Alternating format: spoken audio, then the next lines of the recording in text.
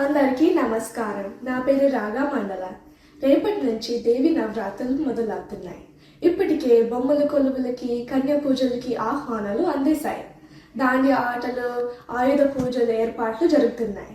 అన్ని చోట్లలో పండగ హడావిడి కనిపిస్తుంది. ఈ పండుగని ఒక్కో చోటలో ఒక్కోలా చేస్తారు. ఈశాన్య భారతంలో దుర్గా పూజలు చేస్తారు. పశ్చిమ భారతంలో అమ్మవారికి హారతిచ్చి గర్భా రాస్ నాట్యాలు చేస్తారు. దక్షిణ భారతంలో ఒక్కో రోజు ఒక్కో అవతారం అలంకరణతో అమ్మవారిని పూజిస్తారు. ఆదిశక్తి వేర్వేరు అవతారాలలో వస్తుంది. భయం, అనారోగ్యం, చీకటి, అజ్ఞానం, అసూయ లాంటి భయంకరమైన రాక్షసుని చంపి మనని రక్షిస్తుంది. అటువంటి తల్లిని పూజించి తరించే మంచి రోజులే ఈ దేవి నవరాత్రులు. ఈ సందర్భంగా రాబోయే 9 రోజుల్లో ప్రతిరోజు నవదుర్గలు ఒక్కొక్కరి గురించి మాట్లాడడానికి ముందరకు వస్తున్నారు మా మనబడి విద్యార్థులు. ఆ ఆదిశక్తి ఆశీర్వాదం, మీ సహకారం మాతో ఎప్పుడు ఉండాలని కోరుకుంటున్నాను.